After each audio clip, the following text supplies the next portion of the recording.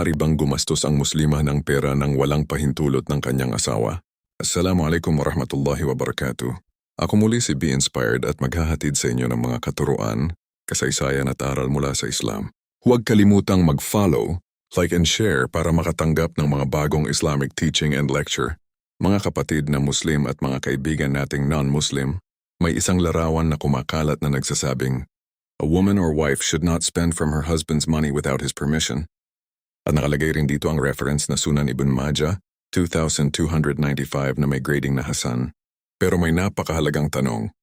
Ano ba talaga ang ibig sabihin ng hadith na ito? Ibig bang sabihin nito na lahat ng pera ng isang muslima ay pag-aari ng kanyang asawa? Maaari bang kunin ng lalaki ang sariling kinita ng kanyang asawa? Kailangan ba niyang humingi ng permiso sa bawat pisong gagastusin niya? At paano naman kung ang babae ay may sariling trabaho, sariling kita, sariling ipon o sariling ari-arian? Ngayong video, ipapaliwanag natin ito ng malinaw upang walang muslimah na makaramdam na inaagawan siya ng kanyang karapatan at upang walang muslim na lalaki ang gumamit ng hadith upang abusuhin ang kanyang asawa. O higit sa lahat, tingnan natin ang marangal na Quran at Sunnah ni Propeta Muhammad. Sumakanya nawa ang kapayapaan, bahagi ng hadith. Ang hadith na nasa larawan ay iniulat mula kay Abu Umama al-Bahili. Sinabi ni Propeta Muhammad, sumakanya nawa ang kapayapaan, "La tunfiqul mar'atu min baytiha shay'an illa bi'idhni zawjiha." Qalu, "Ya Rasulallah, wala at-ta'am." Qala, "Dhalika afdalu amwalina." Ang isang babae ay hindi dapat gumastos mula sa kanyang bahay ng anuman nang walang pahintulot ng kanyang asawa.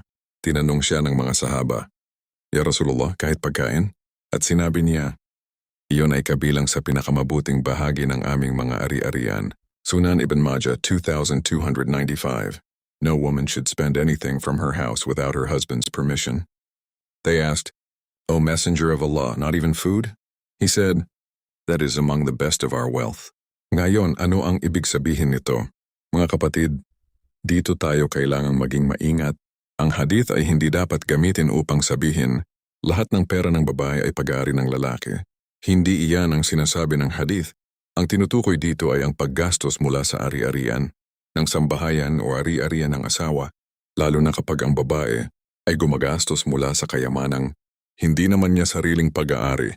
May pagkakaiba ang pera ng asawa at sariling pera ng asawa niyang babae. Napakahalaga ng pagkakaibang ito. Quran, may sariling karapatan sa ari-arian ang babae. Tingnan natin ang Surah An-Nisa verse 4. "Wa atun nisaa sadukatihinna nihlatan. فَإِنْ تِبْنَ لَكُمْ أَنْ شَيْءٍ مِّنْهُ نَفْسًا فَكُلُوهُ هَنِيئًا مَرِيئًا." At ibigay ninyo sa mga babae ang kanilang mga dowry bilang kusang loob na karapatan. Ngunit kung kusa nilang ipagkaloob sa inyo ang anumang bahagi nito, maaari ninyo itong tanggapin ng maluwag at mabuti, and give women their due dowries graciously. But if they willingly give up to you anything of it, then take it with satisfaction and ease. Ang ayah na ito ay napakahalaga. Ang mar o dowry ay karapatan ng babae. Hindi ito automatikong nagiging pag-aari ng lalaki pagkatapos ng kasal. Kung nais ng babae na ibigay ang bahagi nito sa kanyang asawa, dapat itong gawin ng malaya at kusang loob. Kaya makikita natin dito na kinikilala ng Quran ang sariling financial right ng babae, sariling kita ng babae. May isa pang napakahalagang aya. Surah An-Nisa verse 32. "Lil riyali nasibun mimma iktasabu, walin nisa'i nasibun mimma iktasabna, wasalullaha min fadlihi." Para sa mga lalaki ay bahagi ng kanilang pinaghirapan, at para sa mga babae ay bahagi ng kanilang pinaghirapan. At humingi kayo kay Allah Azza wa Jal mula sa kanyang biyaya. For man is a share of what they have earned, and for women is a share of what they have earned. And ask Allah of His bounty.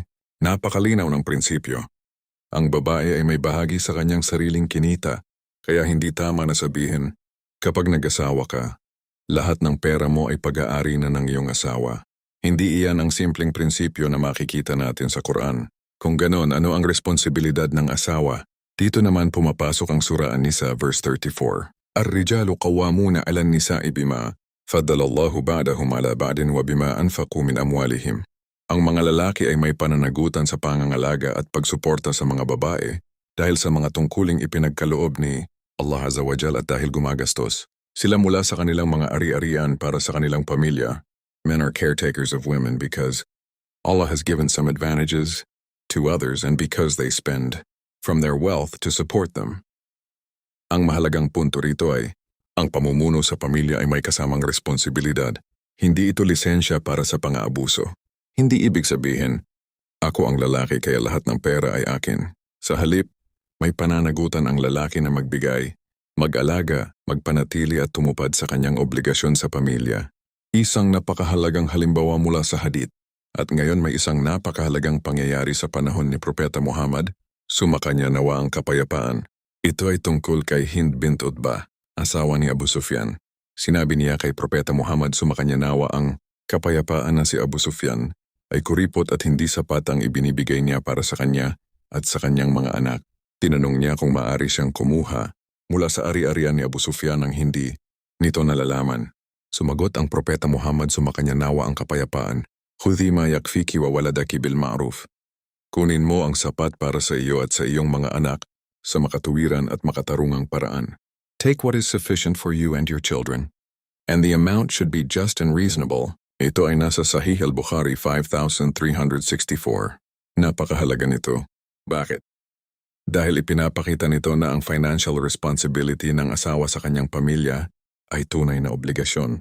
Hindi maaring sabihin ng lalaki, pera ko ito kaya wala akong obligasyon sa asawa at mga anak ko. Hindi iyon ang katuruan ng Islam, pero pwede bang kontrolin ng asawa ang sariling pera ng Muslima? Mga kapatid na Muslima, pakinggan ninyo itong mabuti. Kung ang pera ay sarili ninyong ari-arian, gaya ng inyong sahod, negosyo, inheritance o ibang legal na pag-aari, hindi natin dapat basta sabihin na dahil asawa mo siya, pag-aari na niya ang lahat ng pera mo. May sariling financial rights ang babae sa Islam. Ang Quran mismo ay nagsabi, "For women is a share of what they have earned." At ang mar ay ibinibigay sa babae bilang kanyang karapatan. Kaya ang hadith sa larawan ay kailangang basahin ayon sa kabuang katuruan ng Quran at Sunnah, hindi ihiwalay at gamitin, upang gumawa ng isang konklusyong hindi naman sinasabi ng Quran. Kung ang pera naman ay pambahay na pera, dito nagiging praktikal ang usapin. Halimbawa, may perang inilaan ng asawa para sa pagkain, bayarin sa bahay, kamot, pangangailangan ng mga anak, at iba pang gastusin ng pamilya. Ang ganitong pera ay hindi dapat basta gastusin sa ibang bagay ng walang pagkakaunawaan. Bakit? Dahil ito ay amana, isang tiwala. Kung sinabi ng asawa, ang perang ito ay para sa pagkain ng mga bata, hindi makatarungan na gamitin ito para sa ibang bagay ng walang pahintulot. Dito natin makikita ang wisdom ng hadith. Ang layunin ay hindi ang alipinin ng babae. Ang layunin ay protektahan ang karapatan ng may-ari ng ari-arian at panatilihin ang tiwala sa loob ng pamilya. Para sa mga Muslim na lalaki, mga kapatid na lalaki, lalo na sa mga may asawa, huwag ninyong gamitin ang hadith na ito bilang sandata laban sa inyong asawa. Ang pagiging asawa ay hindi pagiging amo na walang pananagutan. Kung ikaw ay binigyan ni Allah, Azza wa Jal, ng responsibilidad na maging tagapangalaga ng pamilya, dapat kasama nito ang responsibilidad, awa, katapatan, kabaitan at katarungan. Sinabi ni Propeta Muhammad sumakanya nawa ang kapayapaan, "Khairukum khairukum li ahlihi wa ana khairukum li ahli." Ang pinakamabuti sa inyo ay ang pinakamabuti sa kanyang pamilya at ako ang pinakamabuti sa aking pamilya. The best of you is the best to his wives and I am the best of you to my wives. Ito ay iniulat sa Jami at-Tirmidhi 3895 at graded authentic. Kaya kung gagamit tayo ng hadith tungkol sa financial authority ng asawa, dapat din nating tandaan ang hadith tungkol sa kabaitan at pagiging mabuting asawa para sa mga Muslima at para naman sa ating mga Muslima. Ang Islam ay hindi nagtuturo na ang babae ay walang halaga o walang karapatan sa ari-arian. Sa halip kinikilala ng Quran ang kanyang karapatan sa inheritance at sariling kinikita. Ngunit ang pagiging mag-asawa ay nangangailangan ng mutual trust at consultation. Kung ang isang babae ay may sariling pera, maaring maging napakaganda ng pagsasama kapag pinag-uusapan nila ng kanyang asawa ang malalaking financial decisions. Hindi dahil ang babae ay walang karapatan, kundi dahil ang mag-asawa ay magkatuwang sa pagbuo ng pamilya. Para sa ating mga kaibigang non-Muslim, na maaaring makakita ng larawan, huwag nating husgahan ang Islam batay sa isang larawan lamang. Ang isang hadith ay kailangang tingnan sa konteksto nito, kasama ang Quran at iba pang authentic teachings. Ang Islam ay may malinaw na konsepto tungkol sa property rights, marriage, financial responsibility, inheritance, dowry at family obligations. At hindi natin dapat ipaliwanag ang Islam sa pamamagitan lamang ng isang sentence na kinuha mula sa isang post sa social media. Kung tunay nating nais malaman ang isang relihiyon, dapat nating basahin ang pangunahing sources nito ng buo at patas. Mahalagang bod para hindi malito ang lahat, kaya mga kapatid, tandaan natin ang 4 na bagay. Una, ang hadith sa larawan ay may batayan at graded Hasan sa Sunan Ibn Majah, 2,295.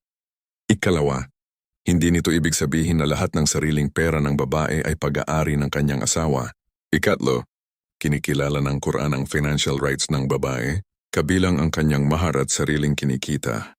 Ikaapat, ang asawa ay may malaking responsibilidad sa kanyang pamilya at dapat siyang maging mabuti, makatarungan at mapagkalinga sa kanyang asawa. Inspirational message by Be Inspired. Mga kapatid, ang Islam ay hindi lamang tungkol sa pagsasabing, ano ang karapatan ko? Itinuturo rin ng Islam na itanong natin, ano ang responsibilidad ko? Sa isang magandang pagsasama, hindi dapat puro, akin ito, dapat may amana ito.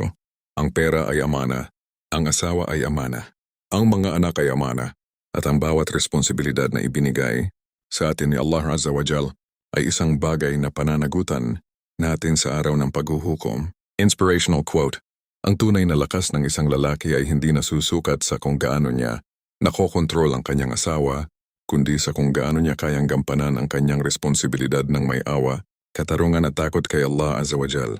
At para sa ating mga Muslima, ang iyong pagiging asawa ay hindi nangangahulugang nawawala ang iyong dignidad. Sa Islam, ang dignidad, karapatan at pananagutan ay dapat pangalagaan. At para sa ating mga non-Muslim na nakikinig, huwag nating hanapin ang katotohanan sa isang larawan lamang. Hanapin natin ito sa buong konteksto, sa ebidensya at sa tapat na pag-aaral. Mga kapatid na Muslim at mga kaibigan nating non-Muslim, sana ay naging malinaw sa atin na ang hadith na ito ay hindi dapat gamitin upang sabihing ang isang Muslima ay walang sariling karapatan sa kanyang pera. Ang tunay na aral ay tungkol sa pagtitiwala, paggalang sa ari-arian, responsibilidad at maayos na pagsasama ng mag-asawa. Kung nagustuhan ninyo ang ating pagtalakay, huwag kalimutang mag-follow, like and share upang makatanggap pa kayo ng mga bagong Islamic teaching and lecture. Ako muli si Be Inspired.